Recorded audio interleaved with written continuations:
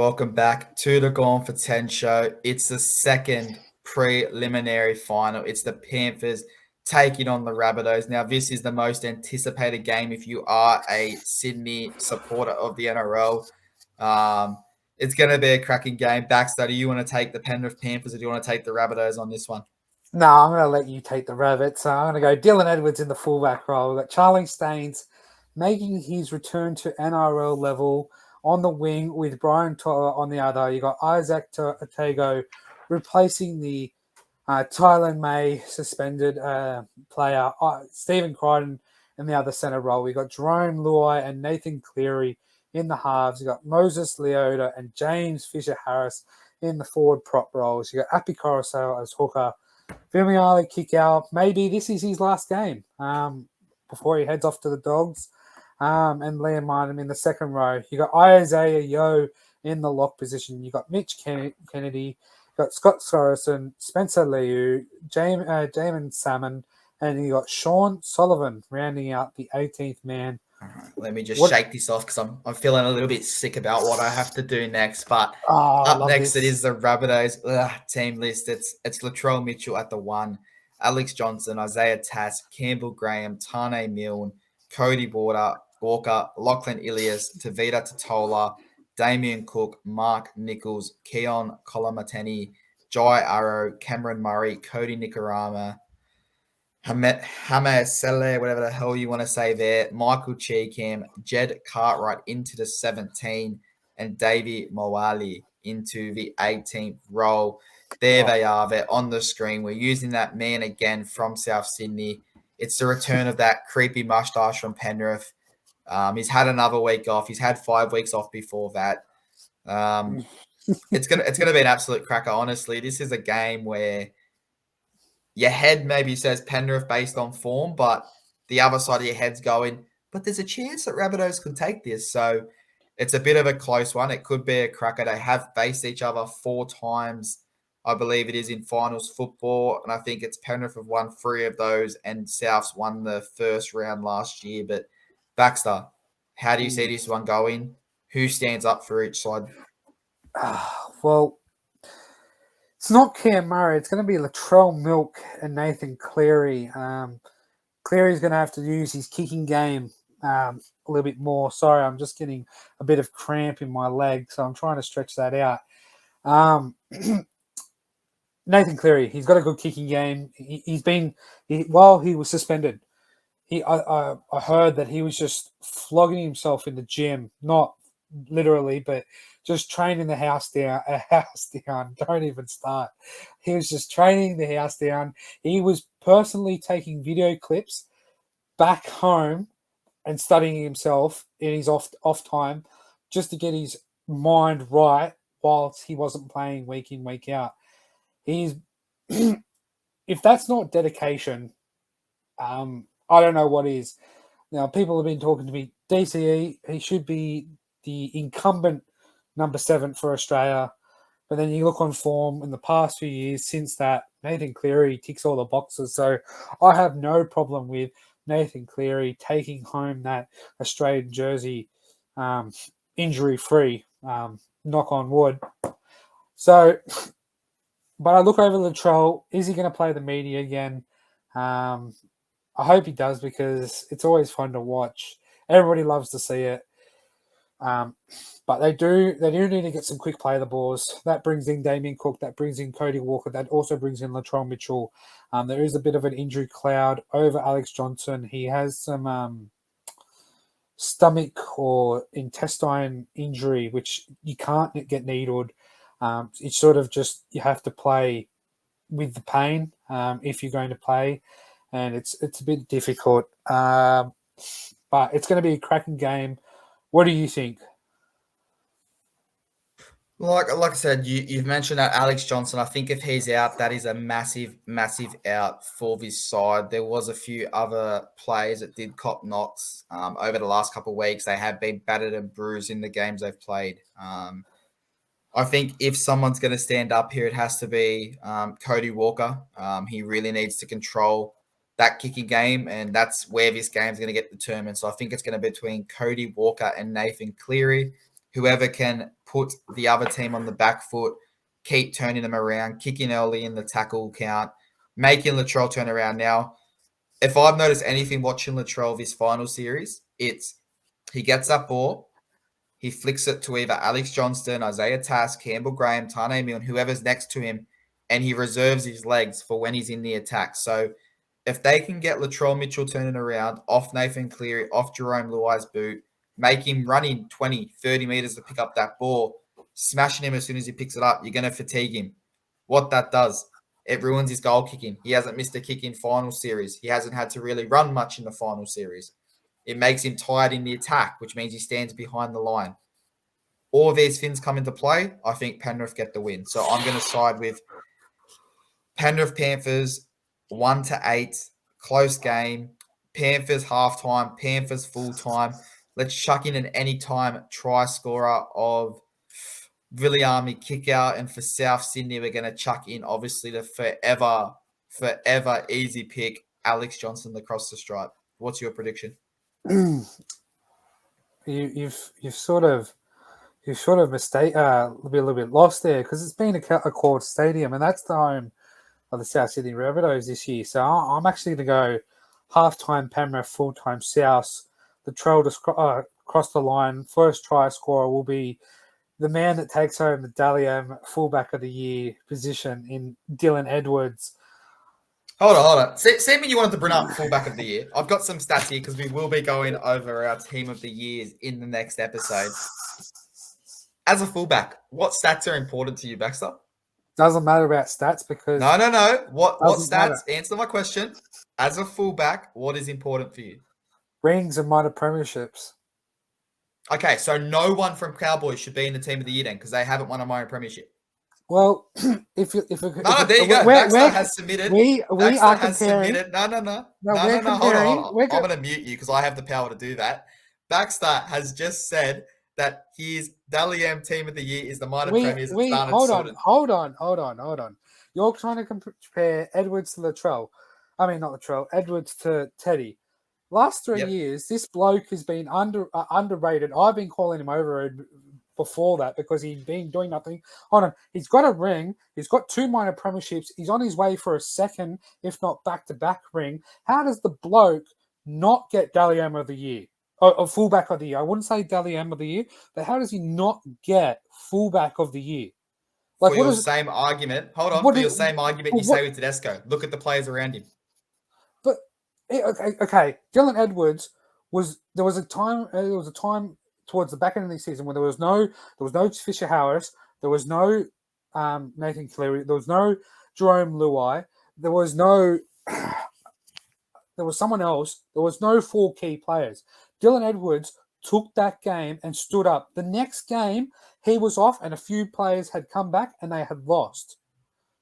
There was no Keary. There was no Sam Walker. There was no Angus Crichton. Hargraves was suspended. Radley was suspended. Tedesco got us going 4 in a row.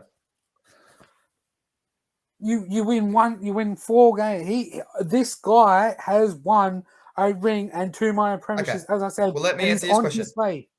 How does Isaac Targo? Is Isaac Targo center of the year? No. Is Stephen Crichton center of the year? He's in contention. Is Brian To'o winner of the year? Is Jerome Luai 5'8" of the year? Is Nathan Cleary halfback of the year? Hold on. Dylan Edwards is in contention. Charlie Sains, no. Isaiah Targo, no. Stephen Crichton in contention. Targo, no. Hold on. Brian To'o.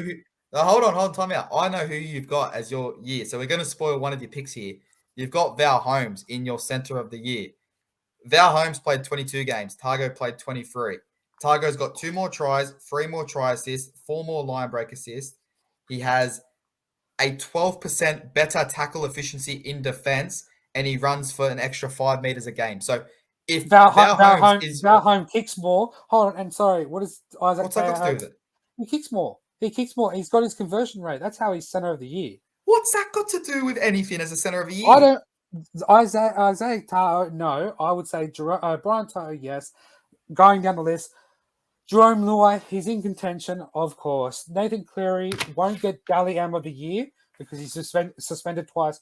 I don't know if that means you can't win Dally M halfback of the year. I'm not sure. I don't have him winning halfback of the year anyway, so that's all right. That's okay. You don't have to have him. I don't think I have him either. No, I No, don't. you don't. I don't. I went off thinking that if you get suspended twice, it rules you out for everything. That's where I've leaned it. So let's just say if he didn't, he would be up there. Moses Leoto, you keep going down. They're all sort of in contention. Okay, but that goes back to my question to you. You said that Tedesco having 5 more tries, 6 more try assists, 60 more tackle breaks, and more running meters per game doesn't get it because he wasn't the minor premier. Exactly. So no one else. That's your team of the year right there, Ben, on the left-hand side. It's not your team of the year because there have been other players who have stepped up consistently. Like Tedesco. I'll spoil my other center of the year is Joseph Manu, who in other games when he had to step up, he stood up when there was games where he didn't have to step up, he stood up and took that game on. Teddy's got more tries, the same amount of try assists as Manu, more tackle breaks by 155, more running meters by 100 running meters, a better tackle efficiency, and more tackle breaks. If they give Teddy the Dally fullback of the year, it just shows you how you're not looking at through you're not looking at it. You're looking at the best player. You're not looking at who did what in a team. You're not looking at Dylan Edwards winning a minor premiership because I reckon if I put Matt Burton in this side as a fullback, he'd win a premiership. If I put Matt Duffy as a fullback, they'd win a premiership. No, they don't win a premiership. Mate, Charlie Staines is a premiership winner. That's just because he was just carried. Dylan Edwards there's been games where Dylan Edwards has put this Panthers side, barred a few players. It's been all year for the likes of Latrell and Tedesco since they've been playing. All year they've carried their team. Teddy was really in his shell in the start of the season and only was lucky that his form peaked while everybody else... You were calling Dylan Edwards overrated about 10 rounds into this season. No, I was calling Dylan Edwards overrated many years ago. Mate, I can scroll back and find the messages from the first few rounds where you called him overrated. He was overrated due to the fact that he had not produced anything. Now he's gone minor premiership ring, minor premiership, and a possible ring to go with that minor premiership. So that's how I say he's gone from overrated to underrated, and he deserves what he deserves, and that is a Dally M fullback of the year medal around his neck come next Tuesday. Well, we know that on next Wednesday, when we do our post Dally M's, I'm going to be sitting here with a case of beer. So it doesn't really bother me. You're not going to have a beer case because Dylan Edwards should be the Dally M fullback of the year. You are the only person that I've spoken to, Penrith Panthers included. My brother-in-law is a Penrith Panthers fan, and he said Edwards is not even in the top 3 of that contention. He's obviously been dropped on his head a few times. I'm not going to say his name, but we know who we're talking about. But Dylan Edwards has been performing at a high level. What about Latrell Mitchell? Since he's they're both at the same point. Dylan Edwards has done it more consistently this year due to the games that he has played. But Latrell Mitchell's played half the games and he smashed him in all stats. That's more impressive than doing it consistently. He's got more tries, more line breaks, more tackle grabs, more assists. Latrell shouldn't win Dally M fullback of the year over Dylan Edwards. It's Dylan Edwards. It's the best player. It's not based on how many games you played.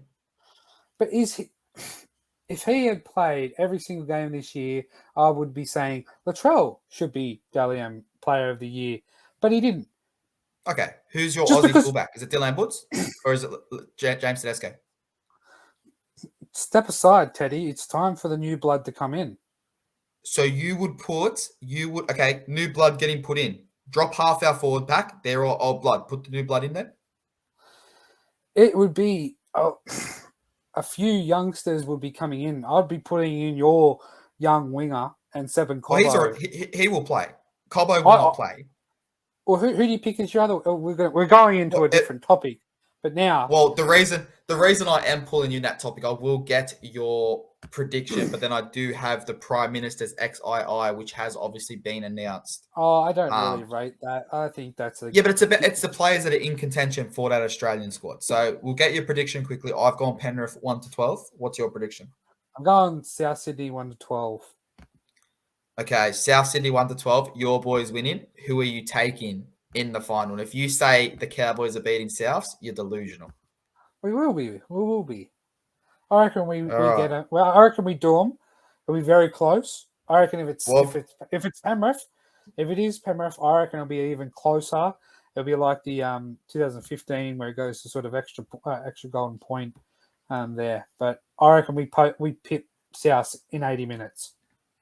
Well, obviously, we've seen how his bracket's gone so far. There's only one team, I think, still in contention that he had in contention leading up to this side. But like I said, the team has been announced. I'll just pop it up on the screen quickly.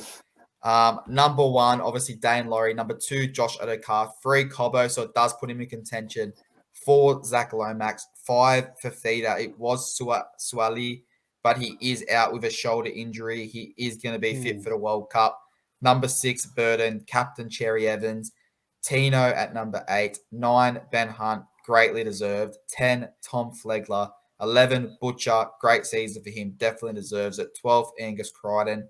The Kin brothers at not brothers, but the Kin name 13 and 14. Bo Fulmer at 15. Jake Simpkin at 16. Luke Garner, Josh Curran, Jake Avarillo, and obviously Semi Walker, future Queensland number 7 at number 20. I guess, what are your thoughts on that side, and how many do you really expect to be in that Australian squad come the end of the season and the start of the World Cup? How many you got to take over? 26, 25? Well, let's go starting lineup. How many of those do you reckon get into that starting 18 come? Starting 18, you maybe 1, 2, 3, 4, 5.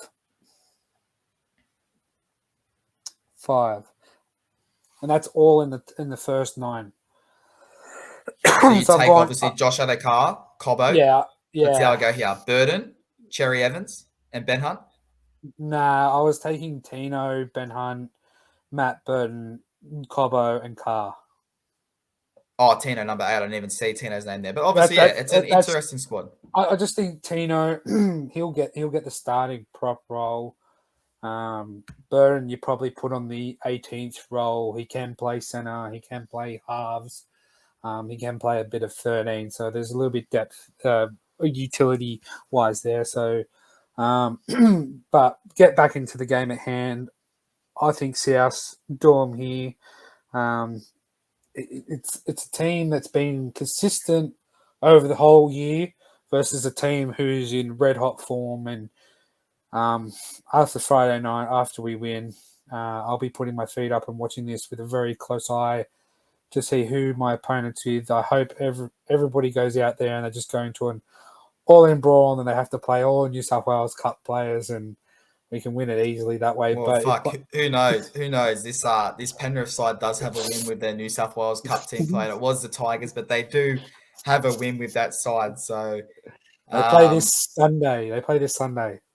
Yeah, obviously you've just said that South Sydney are going to win, which means Dylan Edwards is not getting, because he's not getting another ring. So you walked into that one, but that's obviously all right. That's all right. I can predict a losing thing just so another prediction can win later on. It doesn't matter to me. Well, you know what? I've gone 1-12 Penrith. You've gone 1-12 South Sydney. We did get a bit off topic, but I think it was healthy conversation. The Daily M's, we will talk about. Our team of the years, we will talk about. Get your stats ready, mate, because I've done my research, because I know. And it's funny, the research I've done is only when I don't agree with you, because I know you're going to come at me with some stats. So I've done my research on the players. I haven't really done stats at all. I just looked at consistent players who've been playing this year. To be fair, all I did was I picked my team, and then I went back, and all I typed in was power rankings, NRL position, to see how close I was to those top players, and I was pretty close based on consistency for the whole year. I don't have I'll give away one player who's not in my squad. He's Joseph Tarpany, and it was the first player you mentioned, and I was like, hold on. Over the whole year, he hasn't been consistent. Mate, Compared there's to talks he's going to be in. There's talks he's going to be in the top 5 with Dalian. I don't think so. Like, there's talks it's going to be Benny Hunt, Nico Hines, James Tedesco, Tarpany, and I think it was it Holmes? No, there was someone else in that number 5, but they reckon it's going to be a top 5 finish for Tarpany. I don't think Tarpany gets it. He had a good back end run, like with Canberra, the way they entered the final system. But you look at their first 10 games, as I said, they were 2 from 10. How do they? And he wasn't playing that good. There was talks of him being released to go elsewhere because he just wasn't providing that sort of go forward that Ricky wanted. And apparently there was a talk where Ricky sat him down and said, "Look, this is what I need from you," and that's when the everything sort of turned a new page and everything kicked into gear. And then so let's just say he did it at round 11. All those other players were playing more consistently in that first 10 rounds and have, let's just say, 10 points on each on Tarpany. I don't think Tarpany makes up that ground with the way those other players have been playing, like Nico with Cronulla, been really good. Ben Hunt, I think he drops off, but it's just who it is. I don't think he makes up that ground and gets top 5. He may get top 10. We'll just have to wait and see. Tune in next Tuesday. It'll be a cracker. We'll tune in next Tuesday. Tune in for our next episode after this. It'll actually probably come out maybe around that Monday, Sunday. We will drop the team of the year predictions and who we think is going to get those medals. But Baxter, you have a Rabbitohs taking on Cowboys in the final. I have a Penrith taking on Parramatta. So we are split on both games. So one of us is going to be right. We might split it at 50-50, but it's going to be a cracking weekend of football. Mate, thank you for joining me, and I'm sure we'll talk before the game, but good luck with that game on Friday night. And go over Roosters women who won the minor premiership, because that's what I'm supporting at the moment. So go to Roosters women. That's all you can support at the moment. So, yeah, it's been good. It's been good. See you, man. Well, we'll leave it there before we lose our women's views. But Baxter, thank you for joining me, and we'll talk soon. See you, man. Peace.